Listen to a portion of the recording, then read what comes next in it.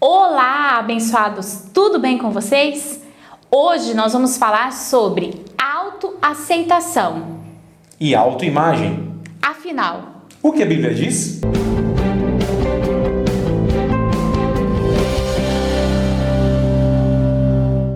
Antes de mais nada, já acesse as nossas redes sociais, curtindo as nossas páginas no Face e no Instagram. E no YouTube, já se inscreve e ative as notificações permanentes. Todo domingo tem um vídeo novo que vai edificar a sua vida. E hoje nós temos um convidado especial que é o Eduardo, que também é o meu esposo. Muitas pessoas já me conhecem do canal pelas lives que nós estamos fazendo diariamente, não no afinal o que a Bíblia diz, mas pelo ser Rema. A pastora Thalita vai colocar o link aí na descrição do vídeo para que você também possa nos acompanhar. E eu fico todo o programa do Afinal por trás das câmeras. Então é uma honra hoje estar junto com vocês e uma satisfação estar do seu lado, pastora Thalita.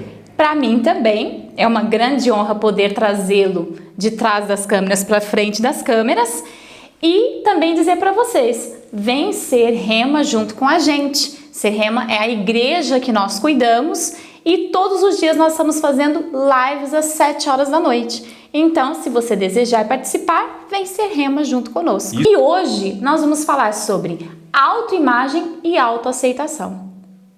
Você já parou para pensar o quanto é importante a imagem para nós? Sem dúvida. Tudo que nós fazemos gira em torno da imagem que nós desejamos passar, a imagem que desejamos expor. Por quê? Porque nós existimos a partir do que o outro está pensando sobre nós mesmos. Como isso é verdade? Ainda mais hoje em dia com as redes sociais, não é? Onde a imagem vale mais do que tudo. É verdade. Para muitas pessoas. Com certeza. Isso acontece desde a primeira infância, quando a criança aprende a se ver olhando no espelho. Talvez uns 8, 9 meses de idade, essa criança já consegue se perceber. E a partir dali, começa a entender que o outro também a vê e pode pensar, falar sobre ela. E isso vai defini-la. Por exemplo, quando nós nascemos, nossos pais diziam assim, oh, tem o nariz de fulano, tem os olhos de ciclano, é parecido com não sei quem. E nós fomos formados à imagem de outras pessoas. A grande questão aqui é, qual é a minha própria imagem? O que eu vejo de mim mesmo? Por que isso é tão importante? Porque nós aprendemos até mesmo sobre nós a partir do outro, é um espelho. Nós só sabemos o que nos agrada quando algo que não nos agrada acontece. Só conseguimos perceber que algo não está bom, agradável, não está nos trazendo felicidade, porque a infelicidade ou desagradável chega até nós. E é importante demais nós considerarmos o que o outro pensa, porém precisa haver equilíbrio. Senão nós vamos começar a viver a vida a partir de agradar os outros. Passa a viver a vida alheia, não é? A alteridade é justamente isso. É quando eu percebo o outro, sei que o outro é diferente de mim, mas muitas vezes eu não consigo respeitar essa diferença nem em relação a mim e nem em relação ao outro. E quero copiar as pessoas. O que mais acontece nas redes sociais é justamente isso. É a cópia de comportamentos. Como a gente tem percebido isso, Eduardo? A cópia dos comportamentos. E para você, o que seria a autoimagem e a autoaceitação? A autoimagem, no meu ponto de vista, é como no direito. Eu sou advogado, então eu posso falar um pouco da minha área. O conceito de calúnia, tá lá, bonitinho. Não, autoimagem, autoconhecimento, não há um conceito padronizado, né? Autoimagem é a construção que a pessoa, ao longo da vida, como a pastora disse, desde a sua infância, faz de si mesmo. O bullying, que esteve em discussão com muita frequência nos últimos anos, realmente acaba envolvendo na infância da pessoa. E aquilo acaba transportando para a vida adulta.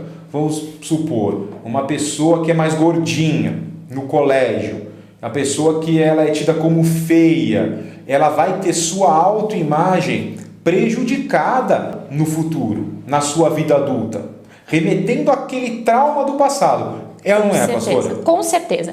E até não só no futuro, mas no presente.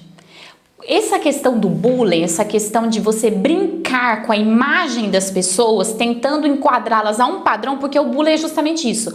É a escolha de um padrão social e as pessoas que não estão dentro daquele padrão de beleza, intelecto, de postura, de criatividade, de talentos, ela não se adequando, ela é ridicularizada, humilhada.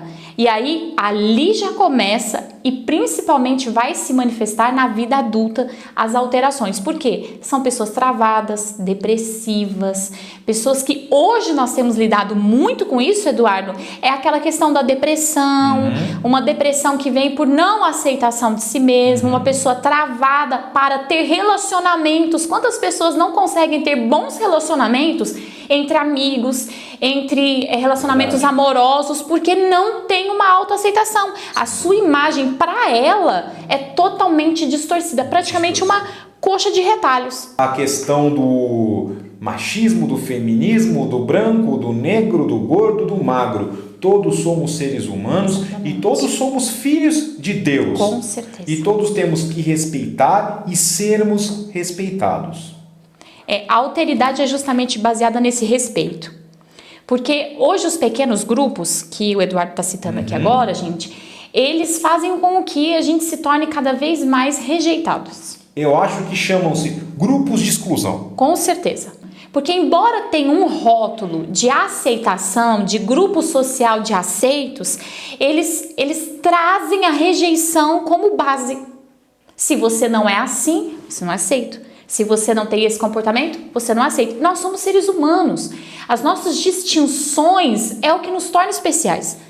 O que nós somos de diferente, esses nossos estigmas, essas diferenças, o nosso estranho, é justamente o que nos faz destacar, é justamente o nosso diferencial.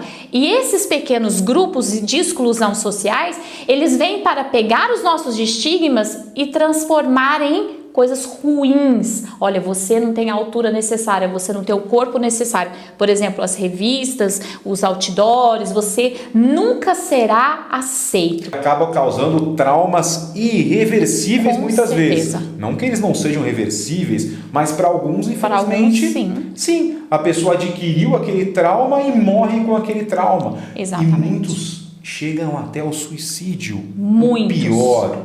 Por quê? Porque não se veem bons o suficiente para o padrão aceitável, seja qual for o tópico desse padrão na sociedade. Eu não sei se você já pensou sobre isso, mas eu e o Eduardo estávamos conversando quando falamos sobre o assunto um com o outro. Todo padrão é inacessível. Isso. Todo padrão é inacessível. Nós sempre vamos estar aquém do padrão. Alguém vai e cria um padrão e nós nos tornamos inacessíveis, e ali há uma busca constante para ascender a esse padrão. E a frustração é terrível, porque todos os dias as pessoas no trabalho estão se sentindo frustradas por não alcançarem aquele padrão profissional, estão se sentindo frustradas por não alcançarem aquele padrão no relacionamento, uma pressão. Hoje fala-se muito sobre equilíbrio emocional, só que ninguém consegue ter equilíbrio em todas as áreas da vida. Ninguém consegue viver aquela vida perfeita, doriana, né? Propaganda de margarina. Isso não existe. Não existe, mas esse a vida padrão, de Facebook. Exatamente, essa vida de ilusão tem se tornado um padrão que tem feito com que as pessoas se tornem angustiadas. E inclusive, por falar também na autoaceitação, você disse, né? Às vezes se aceita como um derrotado. É verdade. Muitas pessoas, elas se travam no seu fracasso. Não é verdade? Se acomodam, se conformam. Eu sou um fracassado, eu não vou conseguir fazer mais nada porque tudo deu errado. E essa é a autoimagem que ela tem, a imagem do fracasso. Imagine vocês, um atleta olímpico, um corredor, que vai disputar uma Olimpíada. Treinou anos a fio para aquilo, para ser o primeiro colocado. Mas não chegou em primeiro lugar. Ele falhou. Chegou em segundo, chegou em terceiro. Será que ele vai se acomodar com isso? Ele não pode? Não pode. Ele vai dar a volta por cima e tentar chegar em primeiro. Porque é claro, na vida, irmãos, eu vou chamá-los de irmãos, porque aqui, esse é um programa cristão. Sim. Competir é importante? Sim, é bom competir, É bom competir, mas a gente sempre tem que buscar ser o melhor. Com certeza. Buscar ser o melhor para vencermos. A nossa própria versão do melhor, né? Nossa própria versão do melhor. Claro, não devemos nos cobrar de forma exagerada. Tudo tem que ter um meio termo. Se nós estivéssemos numa live, pastora Thalita, eu afirmo com quase toda certeza, teríamos essa pergunta: por que fulano nasceu para brilhar e eu nasci para não brilhar? Principalmente nesses momentos de pandemia, nesses momentos em que há muita dúvida, nesses momentos em que pessoas perderam emprego, passam por dificuldades, chega a passar na mente dela: por que eu não escolhi tal profissão? É verdade. No estado de São Paulo tem um estudo que aumentou 40% a violência doméstica. Daí pode passar: por que eu não escolhi uma pessoa diferente para me casar? Interessante é que muitas pessoas têm passado por essa reflexão, não só no momento da pandemia, mas em muitas fases da vida em que nós nos sentimos frustrados ou até mesmo fracassados em nossas decisões. Nós começamos a pensar: será que eu deveria ter feito isso? Será que eu deveria ter escolhido uma outra pessoa? E às vezes nós nos tornamos reféns do problema atual, quando nós deveríamos ter um processo diferente para encarar a vida na maneira como ela está se mostrando. E aí nós já começamos um exemplo bíblico para responder não só a isso, mas também para falar sobre autoimagem, sobre a autoaceitação. Vemos muitas pessoas na Bíblia que não tinham as características necessárias para fazer o que elas precisavam fazer. Que é o que muitas vezes acontece. Está tendo muito problema dentro de casa por nos faltar alguns recursos, ou maturidade, ou crescimento pessoal, ou paciência, o que for. Recursos financeiros, tempo e tudo mais. Então, essas pessoas também estavam passando pela essa mesma escassez. E o interessante é que ao invés delas desistirem de enfrentar o algo novo que faria delas pessoas diferentes, elas assumiram o papel de se transformarem numa versão melhor de si mesmas. Que no caso, nós podemos citar aqui Gideão. Gideão, ele era a pessoa que ele mesmo se considerou: eu sou o menor da casa do meu pai, eu sou o mais fracassado. Olha, não tem menor pessoa no mundo para ser chamada do que eu. E Deus envia um anjo para falar com ele, dizendo assim: vai nessa sua força, você é capaz. E ele se remodelou, ele modelou uma nova pessoa que seria muito ele, só que sem os seus traumas, sem os seus padrões, porque quando ele dizia que ele era o menor, ele estava olhando para quem? Para um outro. Ele estava dizendo assim: bom, o padrão aqui da época de guerreiro tem que ser isso, isso, isso, e eu não sou. Então eu sou pior. Então eu sou o menor. Eu observei todas as pessoas que Deus podia usar e eu sou a última. Porque a gente faz isso, a gente se compara às pessoas, a gente chega compara a nossa imagem. Exatamente, é uma autossabotagem, porque a gente se compara a imagem do outro e diz assim: o outro vai vencer, eu não. E a gente se sabota ao colocar-nos numa posição de fracasso. Eu e você podemos nos remodelar. Nós podemos ser uma melhor versão de nós mesmos. E foi ali que Gideão se tornou um grande orador primeiro. Ele não tinha coragem de falar com ninguém, e ele começou se tornando um grande orador e depois um grande chefe de exército. Aconteceu a mesma coisa com vários homens, mas eu vou citar também aqui Davi. Davi, aos olhos das pessoas, mas aos olhos dele mesmo, ele se viu um menino pequeno, cuidador de ovelhas, que não tinha assim muita perspectiva de muita coisa para a vida. De repente Deus chama o profeta para ungir um rei.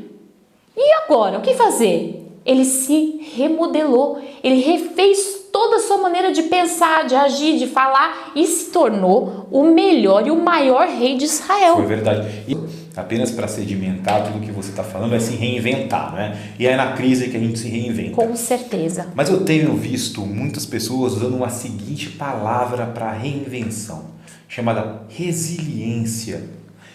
Eu juro que eu não entendi a resiliência como uma forma de se mudar. Mas essa palavra está sendo colocada, não sei se de forma equivocada ou não, mas que assim seja usada, né? Eu aprendi resiliência nas aulas de física de um material que ele dobra e volta ao seu estado normal.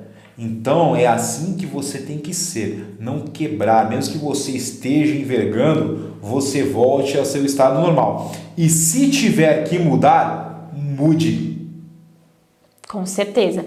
A resiliência, ela tem sido usada por muitas pessoas, eu acho que se tornou um jargão popular. Isso. Né? Resiliência. E o que de fato é resiliência? Na física, o Eduardo acabou de falar, e na psicologia a gente fala muito sobre isso, você ter a capacidade de se reerguer.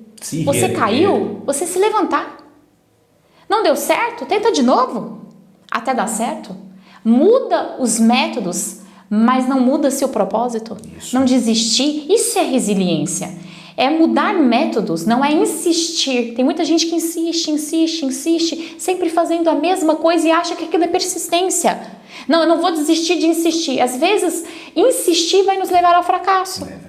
Persistir é diferente. É usar de resiliência. Bom, esse método tá ruim, deixa pra lá e eu vou me reerguer e vou usar outros métodos, mas eu não vou desistir. Quando nós nos aceitamos, nós temos amor próprio. Por quê? Nós conseguimos olhar no espelho e mesmo que a gente veja diferenças em nós, nos outros, que é normal, porque ninguém é igual, graças a Deus, nós podemos ver algo bom. E quando eu vejo algo bom em mim, quando nós vemos algo bom em nós, nós podemos levantar competências e sermos destacados nessas competências. Eu não acredito, e eu acho que você também não, que exista algum ser humano na Terra que não tenha algo de bom. Todo mundo tem algo de maravilhoso que consegue fazer. Às vezes alguns desconhecem, não é? Mas tenha certeza que você tem e tenha certeza que você pode. Com certeza. Ao invés de nós tentarmos viver a vida dos outros, do jeito que os outros vivem, estabelecendo a igualdade, por que não destacar o que é diferente em nós? Esse diferente de cada um de nós é que vai fazer com que nós sejamos seres individuais, pessoas diferentes. Isso mesmo. Que estão existindo e beneficiando o reino de Deus nessa terra. E você é filho de Deus, tudo você pode. Com certeza. Não acredite naquele que te colocou para baixo um dia. Não permita isso. Você é muito maior que isso. E vou deixar um recado para quem se acha muito também, viu? Não seja muito inflado. O ego. Olha o ego. Hoje nós falamos sobre autoimagem e autoaceitação. E o que nós desejamos é que você deixe o seu comentário. Então, não saia desse vídeo antes de deixar o seu joinha e o seu comentário. E este, afinal, termina por aqui. E nós te aguardamos no próximo programa. Até mais. Até.